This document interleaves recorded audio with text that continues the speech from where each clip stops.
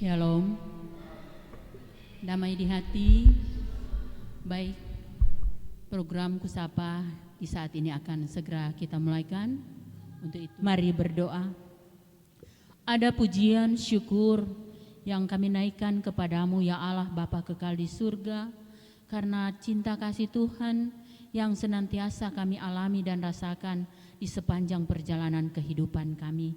Bahkan di sepanjang hari ini Tuhan sudah tuntun kami, sertai hingga pada malam yang indah ini Tuhan, kami boleh berada di rumah-Mu yang kudus dalam satu program Kusapa, kunjungan sharing dan pengembalaan. Kami akan memulaikan program ini Tuhan, biarlah Tuhan sertai dari awal sampai akhir hingga boleh berjalan dengan baik, sesuai dan seturut dengan kehendak Tuhan. Para moderator, para pembawa materi, pakai mereka semua Tuhan, agar semua apa yang sebentar disampaikan itu boleh kami pahami, mengerti, bahkan bisa dilakukan di dalam kami menjalani akan hari-hari kehidupan ini. Maka terpujilah nama-Mu ya Yesus Tuhan dan Allah kami. Ini doa kami kepadamu, kami bawa hanya di dalam nama Tuhan Yesus. Amin. Silakan duduk. Saat ini kita akan masuk dalam pembacaan Alkitab yang akan disampaikan oleh Ibu Diaken Karnia Johanis Engkeng. Pembacaan Alkitab terdapat di dalam Yesaya pasal yang ke-7 ayat 10 hingga ayat yang ke-17 dengan judul Pemberitaan mengenai Immanuel. Tuhan melanjutkan firman-Nya kepada Ahaz, katanya, mintalah suatu pertanda dari Tuhan Allahmu, biarlah itu sesuatu dari dunia orang mati yang paling bawah atau sesuatu dari tempat tertinggi yang di atas. Tetapi Ahaz menjawab, aku tidak mau meminta, aku tidak mau mencobai Tuhan. Lalu berkatalah Nabi Yesaya, baiklah, dengarlah hai keluarga Daud, belum cukupkah kamu melelahkan orang sehingga kamu melelahkan Allahku juga? Sebab itu Tuhan sendirilah yang akan memberikan kepadamu suatu pertanda. Sesungguhnya seorang perempuan muda mengandung dan akan melahirkan seorang anak laki-laki, dan ia akan menamakan dia Immanuel. Ia akan makan dadi dan madu sampai ia tahu menolak yang jahat dan memilih yang baik. Sebab sebelum anak itu tahu menolak yang jahat dan memilih yang baik, maka negeri yang kedua rajanya engkau takuti akan ditinggalkan kosong. Tuhan akan mendatangkan atasmu dan atas rakyatmu dan atas kaum keluargamu hari-hari seperti yang belum pernah datang sejak Efraim menjauhkan diri dari Yehuda, yakni Raja Asyur.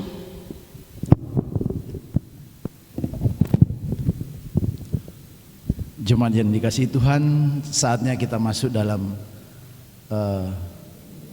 bersama-sama memperhatikan materi yang akan disampaikan dalam kaitan dengan Kusapa saat ini melalui pembacaan tadi, melalui Yesaya 10, Yesaya 7 ayat 10 sampai 17. Dipersilakan Ibu Pendeta Delsi Mamonto Angkol STMSI. Ya, terima kasih. Saudara-saudaraku yang kekasih dalam Tuhan, dalam pembacaan firman yang sudah kita baca bersama tadi dari kitab Yesaya 7 ayat 10 hingga ayat 17 merupakan pembacaan kita di Minggu Advent yang kedua, di mana dalam perenungan ini diberi tema tentang janji kedatangan Sang Immanuel.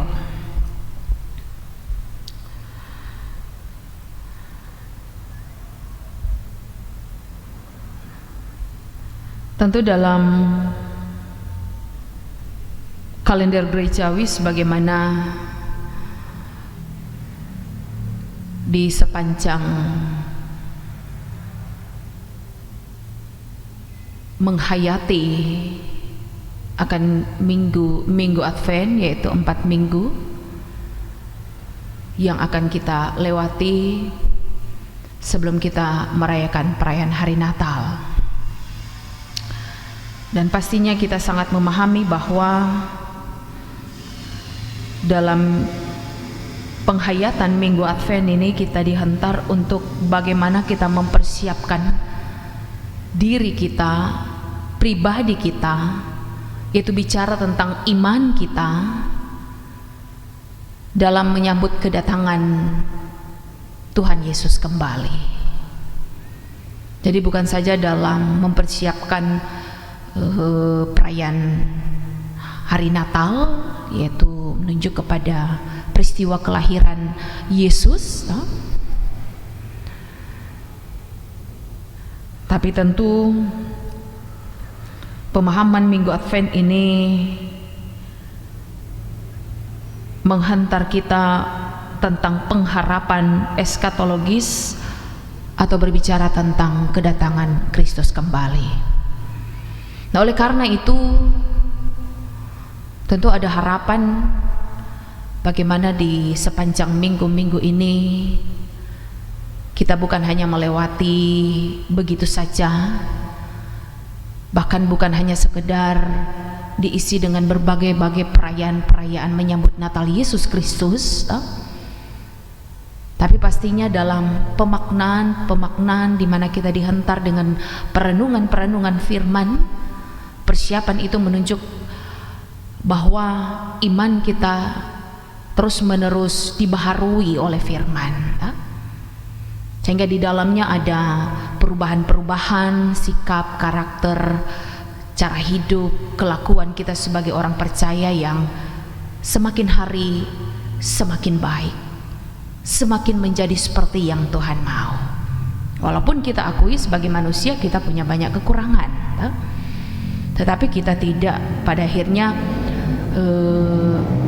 hanya terus-menerus berdiam dalam kekurangan itu, sehingga kita hanya dapat mengandalkan Dia, yaitu Tuhan kita Yesus Kristus, bahwa Dia adalah Allah yang hidup, Dia yang telah datang lewat peristiwa Natal yang kita rayakan dan kita hayati, sehingga kiranya dalam penghayatan tentang makna kedatangan Yesus ini tidak hanya diwujud nyatakan lewat persiapan lahiriah, tetapi bagaimana kesiapan kita untuk benar-benar diingatkan bahwa Tuhan Yesus akan datang kembali. Orang sebagai manusia orang tidak tahu apakah di tahun 2022 ini ataupun nanti di tahun 2023, dan mungkin bagi orang semua tiap tahun orang merayakan perayaan yang sama, tetapi harapannya perayaan itu tidak akan membuat orang hanya dalam satu momen saja. Hari Natal ini hanya sebagai suatu perayaan gerejawi saja, tetapi kiranya akan membuat kita tetap memiliki iman yang teguh, yang terus percaya bahwa inilah pengharapan kita sebagai orang-orang percaya. Kita tidak menanti dengan berdiam diri, tetapi penantian kita dengan terus memperbaharui kehidupan kita supaya kita benar-benar layak di hadapan Tuhan. Nah, oleh karena itu dalam tema tentang janji kedatangan Sang Immanuel, bahwa kita tahu bersama Immanuel yang artinya adalah Allah menyertai kita. Dalam Matius 1 ayat 23 bagian akhir di situ Immanuel yang berarti Allah menyertai kita. Nah, janji firman adalah satu hal yang pasti, tidak sama dengan janji manusia. Kalau janji manusia terkadang tidak ditepati, tetapi kalau berbicara tentang janji firman, itu janji keselamatan, itu sesuatu hal yang pasti, dan itu setelah dikerjakan. Walaupun ketika orang belajar dari Yesaya ini yang berbicara tentang nubuatan-nubuatan dari seorang nabi terhadap bangsa ini, dalam rangka agar supaya menggiring bangsa ini untuk tetap setia, untuk tetap taat, untuk tetap hidup takut akan Tuhan. Tetapi faktanya berdasarkan pembacaan firman Tuhan kita, yaitu dari Yesaya pasal 7 ayat 10 hingga ayat 17, berbicara tentang masa di mana Raja Ahaz menjadi raja atas bangsa Israel. Dalam hal ini bangsa Yehuda. Yesaya sendiri boleh dikata adalah seorang nabi yang melayani di masa pemerintahan 4 raja Yehuda. 4 raja Yehuda, yaitu Raja Uzia, Raja Yotam, Raja Ahaz, dan Raja Hizkia. Dan Raja Ahaz ini, kalau kita baca juga dari kitab 2 Raja-Raja pasalnya yang ke-16, di mana Raja Ahaz ini menggantikan ayahnya, yaitu Raja Yotam. Ketika Yotam mati, Ahaz diangkat menjadi raja yang pada waktu itu ia berumur 20 tahun. Dan masa pemerintahannya selama 16 tahun. Ia memerintah di Yerusalem. Dan kesaksian Alkitab mengatakan bahwa Raja Ahaz adalah raja yang tidak melakukan apa yang benar di mata Tuhan Allahnya, seperti Daud bapa leluhurnya. Sehingga ketika Yehuda, ia akan, kalau orang baca di perikop sebelumnya, ia akan diserang oleh Aram. Walaupun memang kalau dalam perikop sebelumnya itu dikatakan bahwa ketika Yehuda dia berperang, bahkan upaya besar yang dilakukan oleh Aram ini untuk Aram dan Efraim untuk menyerang Yehuda, ya memang mereka mengalami kekalahan, tetapi karena terus menerus berusaha untuk mengalahkan Yehuda, sehingga bagi Ahaz ketika ia hendak mau melakukan sesuatu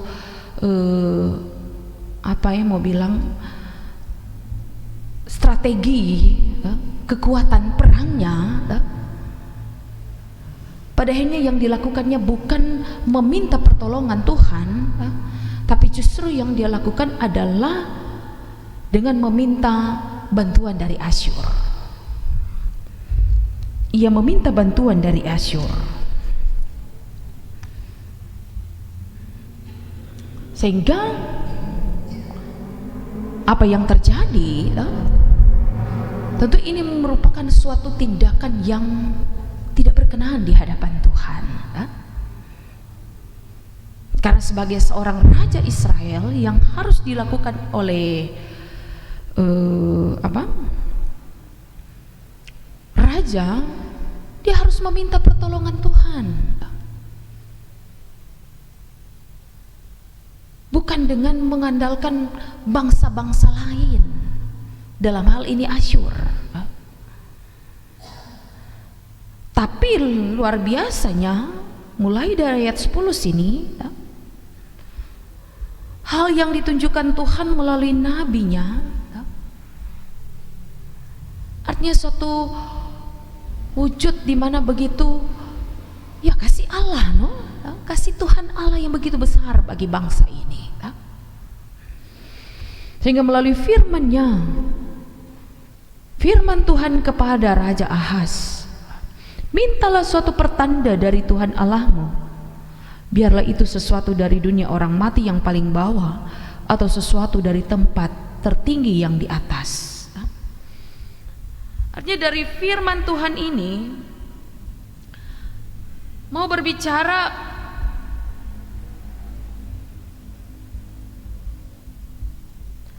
Tuhan hendak menawarkan suatu jalan keluar kepada Ahaz. Bagaimana dia akan mampu untuk menghadapi lawan-lawannya.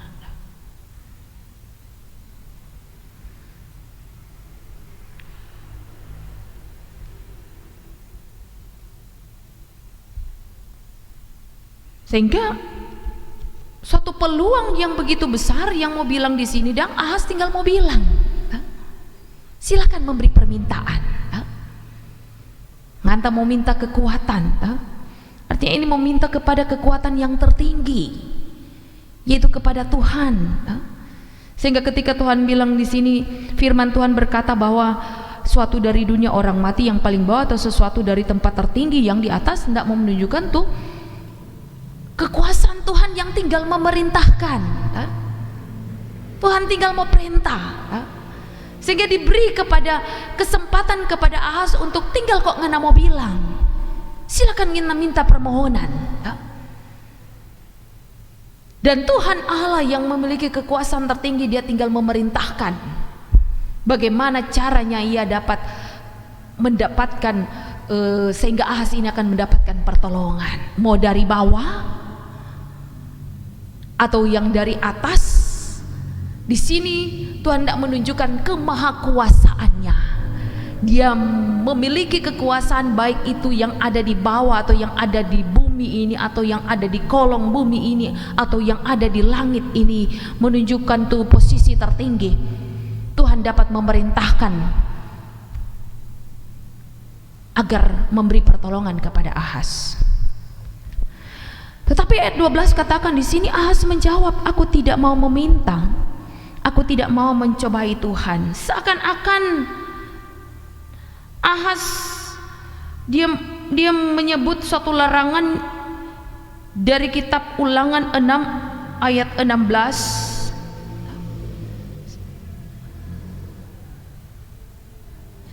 Yang berkata bahwa janganlah kamu mencobai Tuhan Allahmu seperti kamu mencobai dia di masa. Dia mau menjawab dengan firman, mau menunjukkan, seakan-akan mau menunjukkan DP kerendahan hati, kan? Nih Ahaz mau saya tunjuk bahwa dia kerendahan hati, kan? Tapi kan ini yang sampaikan langsung kan Tuhan Allah, kan? Yang memberi kepada dia suatu permintaan khusus, boleh dikata, silakan ngana mau bilang, tapi dengan jawaban yang seakan-akan dia merendahkan dirinya di hadapan Tuhan, bahwa sesungguhnya Tuhan bukan cuma dengar apa tuh DP mulut dah bicara, tapi yang sebenarnya Tuhan tahu persis apa yang ada di DP hati dan yang dia dah rancang-rancang pada DP pikiran. Tuhan tahu betul yang dia dah rancang, bukan dia merendahkan DP diri di hadapan Tuhan, tetapi DP rancangan dia mau minta bantuan kepada Asyur. Ini dia nggak bisa mau tipu Pak Tuhan. Jadi walaupun dia ada kutip nih firman, betul kata, jangan mencobai Tuhan Allahmu, tapi kan yang memberi kesempatan bagi Ahaz untuk mengajukan permintaan kan Tuhan, bukan manusia. Nah, oleh karena itu, maka ayat selanjutnya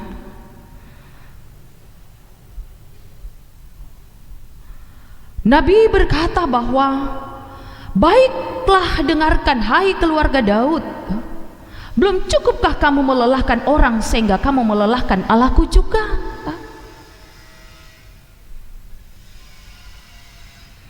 Belum cukupkah kamu menyusahkan,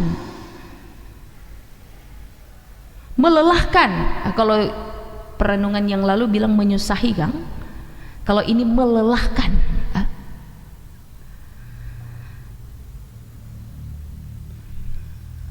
Kalau dalam Maleaki kita bilang menyusahi Allah.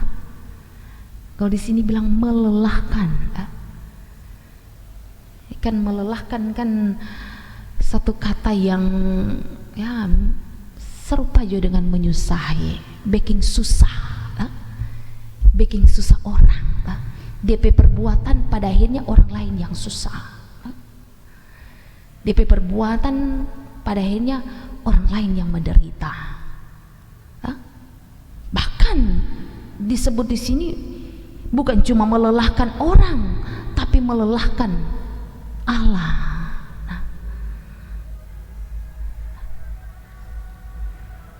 Nah, oleh karena itu, tentu dari hal ini kita dapati bahwa sangat diketahui dengan pasti apa ini maksud dan tujuan dari Ahaz. Dia tidak mau mengandalkan Tuhan, dia cuma mau mengandalkan DP kekuatan. Dia cuma mau mengandalkan tuh DP harta dan kekayaan dan kekuasaan. Dia kan membawa upeti kepada Asyur, membujuk Asyur, meminta bantuan dari Asyur. Sesuatu yang tidak berkenan di hadapan Tuhan. Dan memang seperti yang saya katakan tadi dalam 2 Raja-Raja 16, Ahaz adalah seorang raja yang hidupnya tidak takut akan Tuhan. Bahkan ia mengorbankan anaknya sebagai korban. Sehingga pada selanjutnya bicara tentang nubuatan tentang kedatangan seorang anak laki-laki yang dikatakan di sini Tuhan sendirilah yang akan memberikan kepadamu suatu pertanda. Berarti Tuhan sendiri yang berbicara tentang menunjuk kepada inisiatif Tuhan Allah sendiri. Sesungguhnya seorang perempuan muda mengandung dan akan melahirkan seorang anak laki-laki, dan ia akan menamakan dia Immanuel. Dan inilah juga yang terdapat dalam kitab Injil Matius pasal 1 yang saya katakan tadi. Menunjukkan tentang satu kedatangan. Nah, ini kalau dalam satu masa memang jangka yang panjang, jangka waktu yang panjang. Tetapi Nabi Yesaya telah berbicara tentang kedatangan Immanuel. Ia akan makan dadi dan madu sampai ia tahu menolak yang jahat dan memilih yang baik. Sebab sebelum anak itu tahu menolak yang jahat dan memilih yang baik, maka negeri yang kedua rajanya engkau takuti akan ditinggalkan kosong. Nah, ini nubuatan tentang masa kekelaman sebenarnya dari bangsa Yehuda ini. Artinya berbicara tentang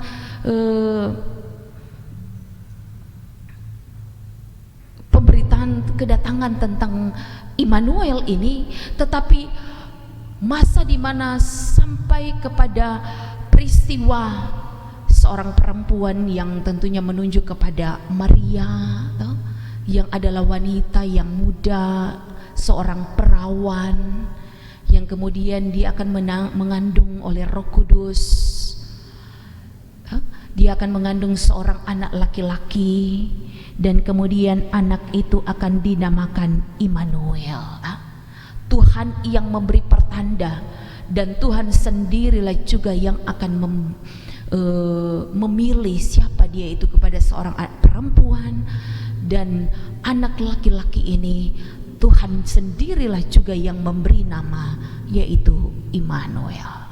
Tapi kemudian ada satu berbicara tentang masa di mana ketika anak ini masih kecil, dia baru lahir, masih bayi. Ini kan diberi makan dadi, madu sampai ia tahu menolak. Berarti kan suatu masa yang masih proses tumbuh kembang dari proses ketika dia lahir, bayi, masa kanak-kanak. Artinya tuh suatu usia yang belum mengetahui mana yang jahat dan mana yang baik. Jadi inti mau bilang satu waktu.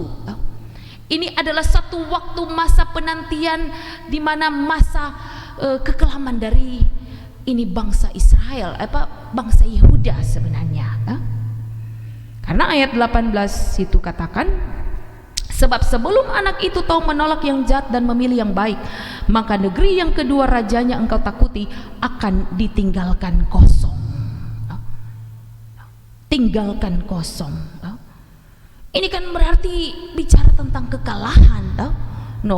Negeri yang jaya, Ahas tuh merasa bangga, merasa hebat, kekuasaannya ia dapat menganggap bahwa DP kekuasaan dia dapat mengatur tanpa meminta pertolongan Tuhan.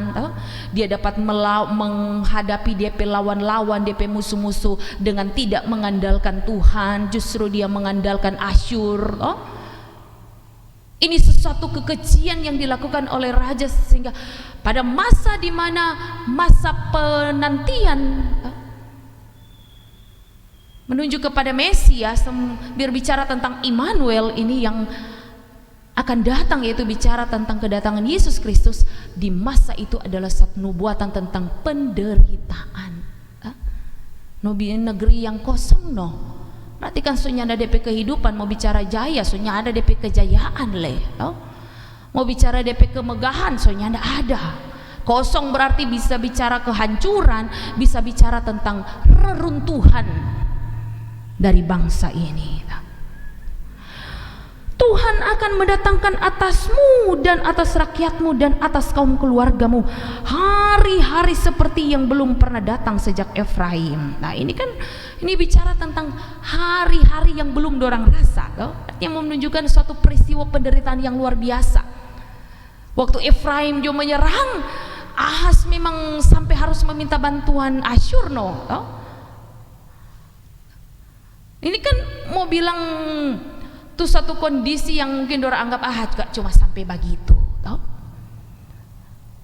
cuma sampai di begitu masih boleh, kuat, mampu, Tapi kemudian bilang negeri, bicara tentang negeri yang kosong, bicara hari-hari seperti belum pernah datang. Hari-hari ini kan bicara peperangan ini sebelum Efraim. Berarti kan kalau sebelum Efraim menyerang ya jaya kan, satu masa kejayaan. Sampai pada akhirnya Efraim menyerang, akhirnya gelisah, mulai was-was, walaupun orang belum kalah sebenarnya. Yehuda masih kuat, tapi ya so khawatir. Tapi karena dorang hanya mengandalkan manusia dan bukan mengandalkan Tuhan, justru apa yang akan terjadi? Masa itu adalah masa di mana Asyur yang tadinya bantu berbalik mengalahkan Yehuda, menjajah Yehuda. Nah, inilah satu kondisi keadaan ketika baik rajanya, baik bangsanya yang tidak lagi hidup takut akan Tuhan. Nah, oleh karena itu saudara-saudaraku, maka melalui dari perenungan ini, ketika kita dihantar memaknai minggu-minggu sengsara, bicara tentang janji kedatangan Sang Immanuel, walaupun memang orang bukan lagi berbicara tentang kedatangan, sekali lagi bukan tentang kedatangan Yesus sebagai bayi yang baru lahir,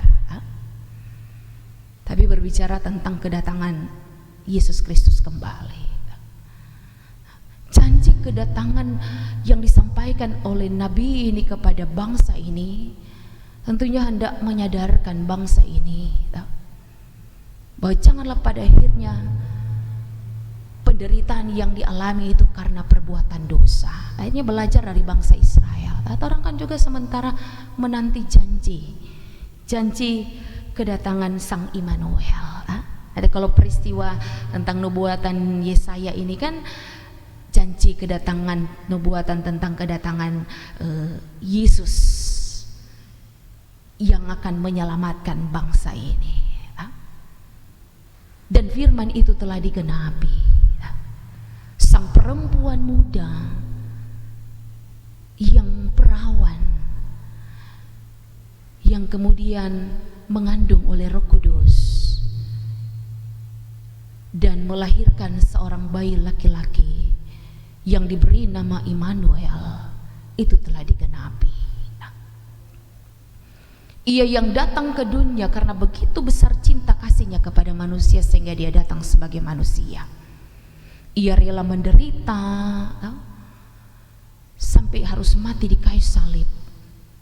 Tapi kemudian pada hari yang ketiga ia bangkit, memberi kemenangan, memberi sukacita, memberi kebahagiaan kekal bagi kita. Sehingga saat-saat minggu-minggu Advent ini kita diantar untuk bagaimana orang memaknai masa penantian kedatangan Yesus kembali. Memang banyak pergumulan. Orang akui beberapa tahun, jangankan beberapa tahun yang lalu, 1 tahun ini juga orang dapat satu pergumulan yang berat. Belum lagi mungkin ada berita bahwa di tahun depan kita akan mengalami resesi. Ini kan menimbulkan kekhawatiran, kecemasan bagi semua, keluarga-keluarga, bahkan kita juga sebagai gereja jemaat, orang kan juga dapat satu pergumulan, Kang. Tetapi janganlah pada akhirnya penderitaan itu disebabkan karena dosa, karena ketidaktaatan kita kepada Tuhan.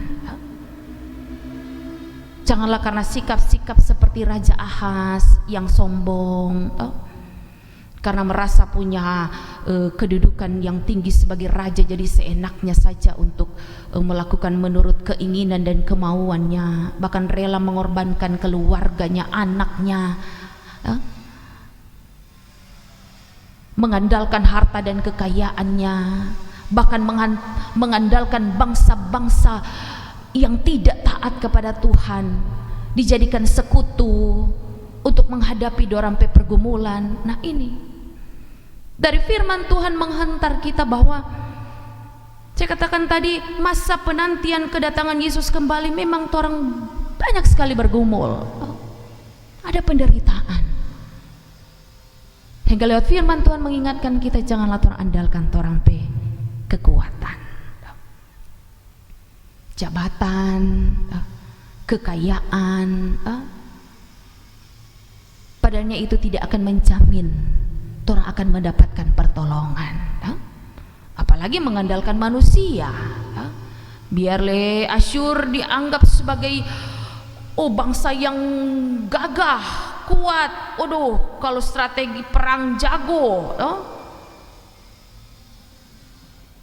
janganlah orang mengandalkan Asyur-Asyur masa kini. Orang sos bergumul, orang so mengalami mungkin keputusasaan, mungkin orang sangat membutuhkan bantuan, salah minta pertolongan.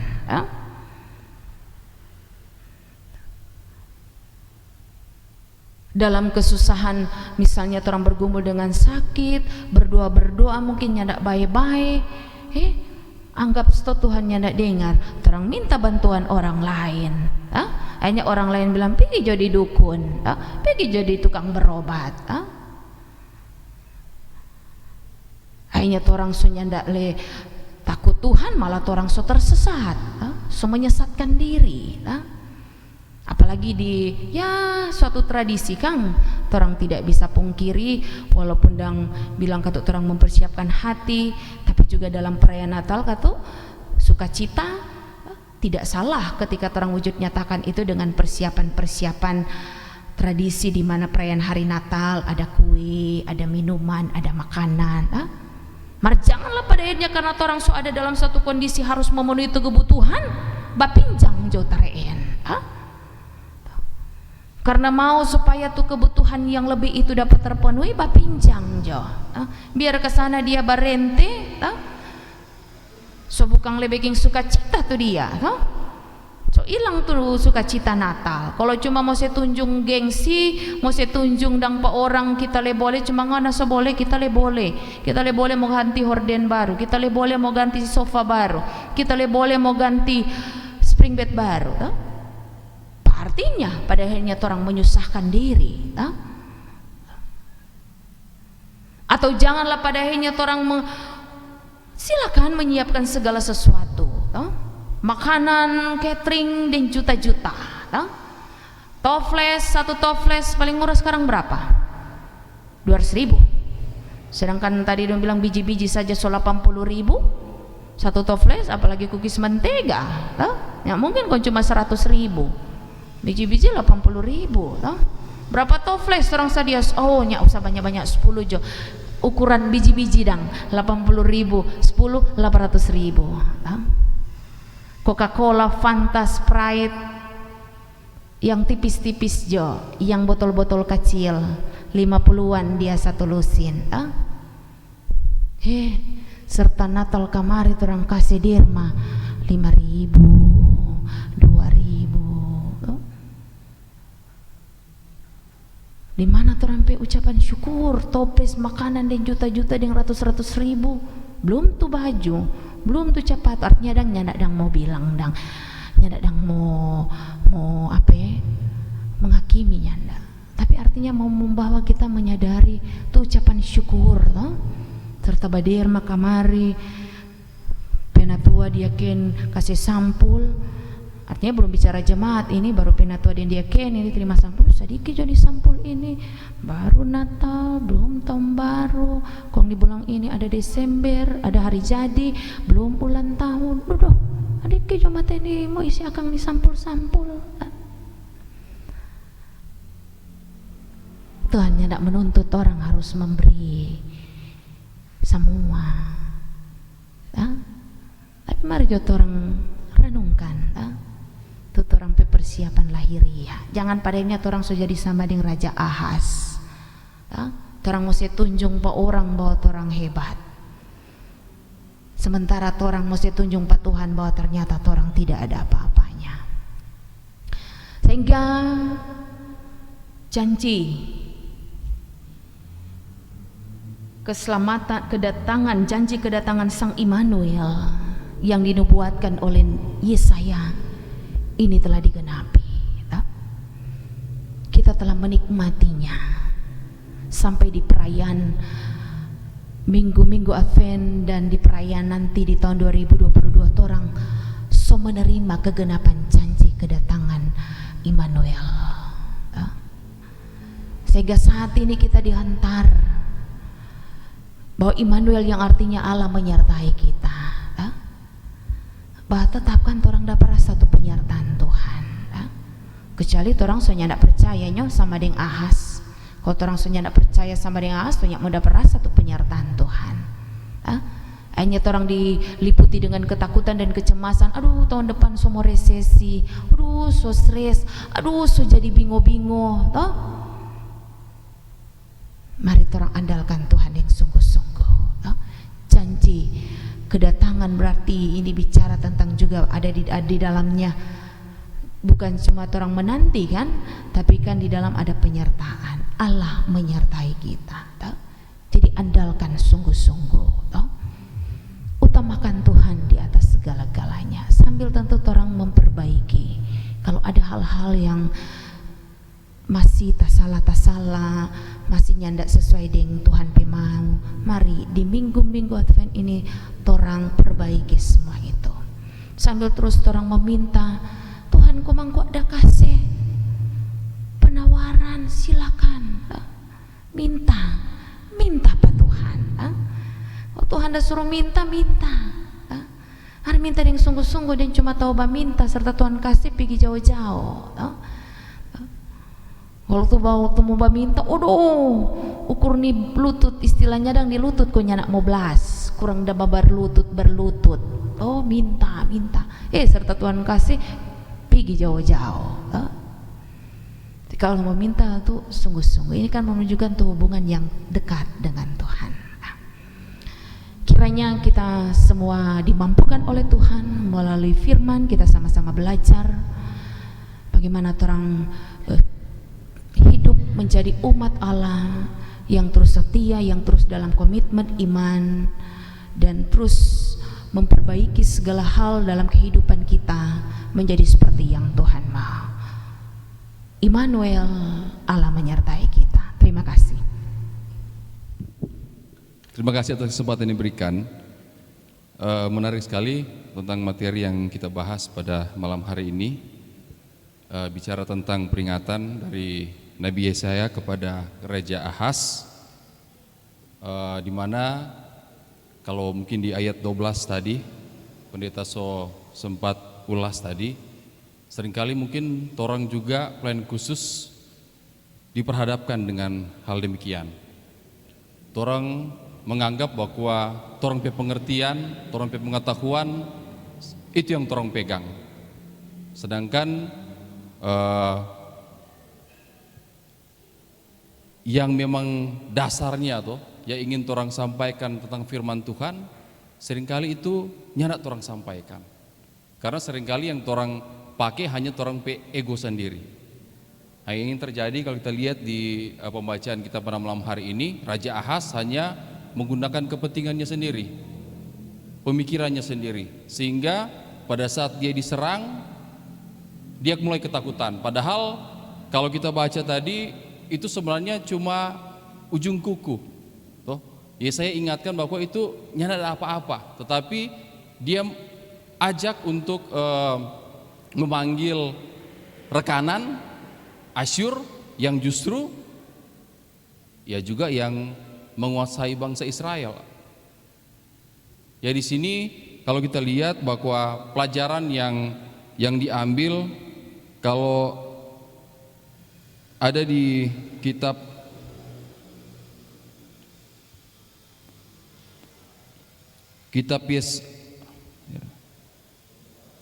Ibrani 12 dibilang begini, kira-kira mungkin sama dengan ini yang kita baca tadi di ayat yang kelima. Dan sudah lupakah kamu akan nasihat yang berbicara kepada kamu seperti kepada anak-anak? Hai anakku, janganlah anggap enteng didikan Tuhan dan janganlah putus asa apabila engkau diperingatkannya. Mungkin ayat ini sedikit berkaitan dengan yang tadi. Seringkali orang anggap enteng apa yang menjadi didikan Tuhan dalam kehidupan, dan orang hanya berpikir orang pikiran sendiri. Kira-kira mungkin cuma itu. Mungkin ada yang lain boleh tambahkan. Yang sama dengan Penatua Ramli katakan, seringkali firman ini justru hanya seperti tameng saja kan, yang sebenarnya orang mau saya tunjuk tuh orang kuat kok. Apakah mungkin supaya dianggap atau diakui orang mampu, orang kuat? Sama kan di Ahaz ini dia pakai firman, tapi sebenarnya yang Tuhan tahu kan dia pikiran ini, dia lupa bahwa Tuhan itu mengetahui segala sesuatu.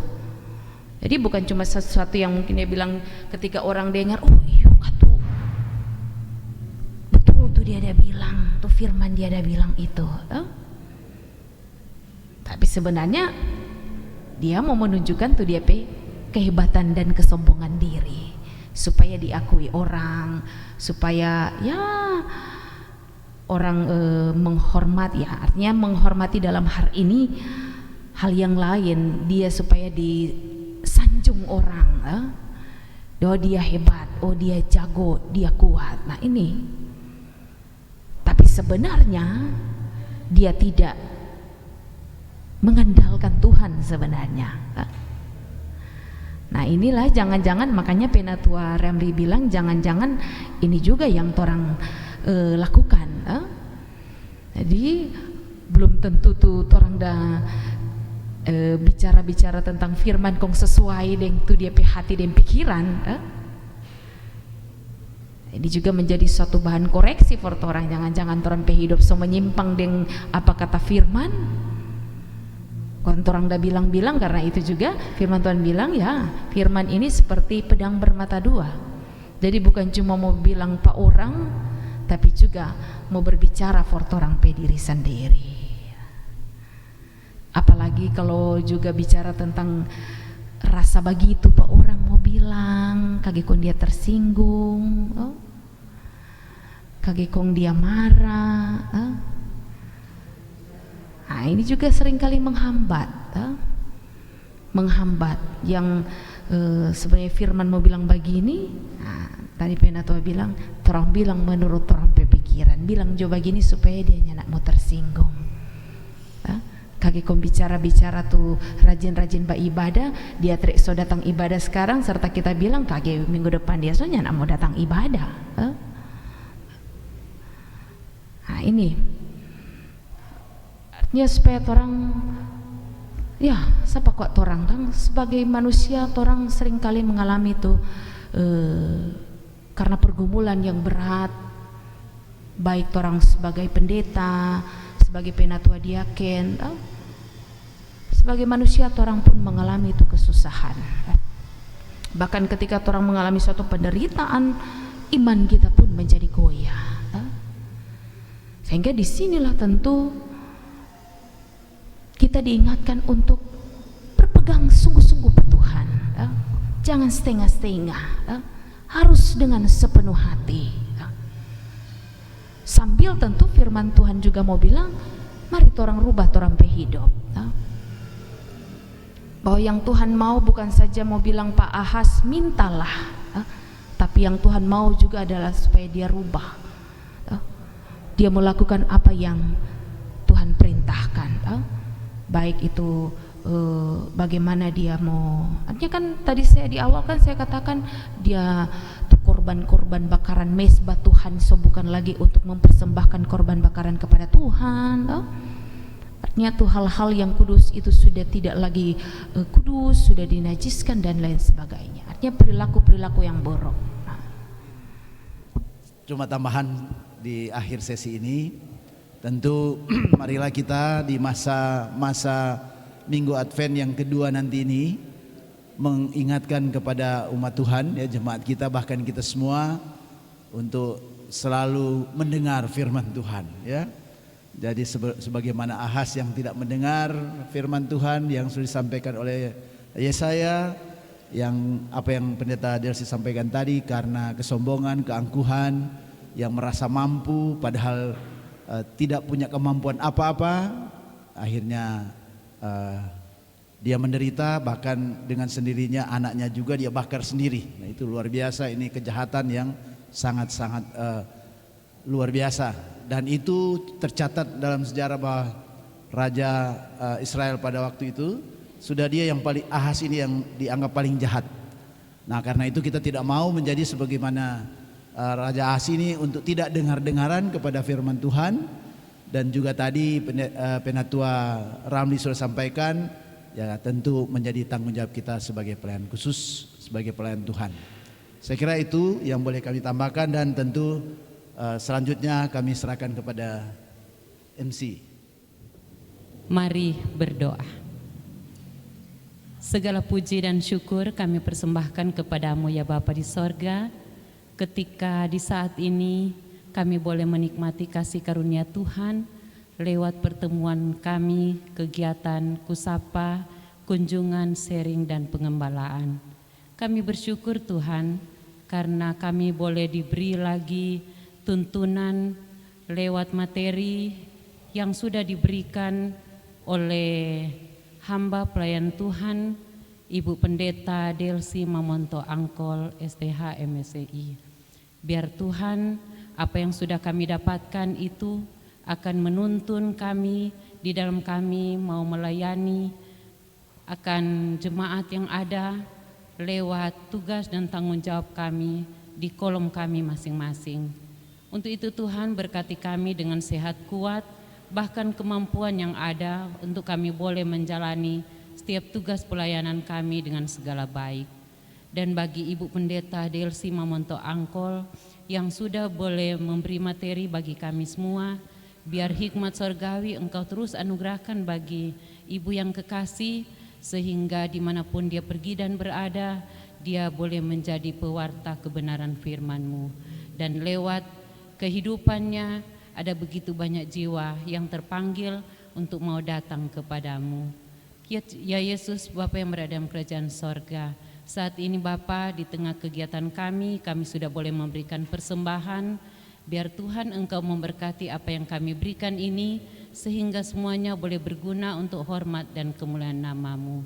Dan sebentar Tuhan, setelah kami boleh menyelesaikan kegiatan kami akan kembali pulang ke rumah kami masing-masing. Biar tuntunan penyertaan Tuhan boleh menjadi bagian kami, dan kami boleh kembali tiba di rumah kami masing-masing dengan selamat yang berasal daripada-Mu. Terima kasih Bapa di sorga untuk kegiatan kami kusapa di saat ini. kami akan akhiri, dan biarlah pertolongan Tuhan terus menjadi bagian kami. Terpujilah namamu Tuhan Yesus, kekal sampai selama-lamanya. Ini doa kami Tuhan, syukur serta permohonan kami yang terus kami persembahkan di dalam nama anakmu Yesus Kristus, yang adalah Tuhan dan Juru Selamat kami yang hidup, yang sudah boleh mengajar kami doa Bapa kami. Bapa kami yang di sorga, dikuduskanlah namamu, datanglah kerajaanmu, jadilah kehendak-mu di bumi seperti di sorga. Berikanlah kami pada hari ini makanan kami yang secukupnya, dan ampunilah kami akan kesalahan kami, seperti kami sudah tahu mengampuni orang yang bersalah kepada kami. Dan jangan membawa kami ke dalam pencobaan, tetapi lepaskanlah kami daripada yang jahat, karena Engkau yang mempunyai kerajaan dan kuasa dan kemuliaan sampai selama-lamanya. Amin.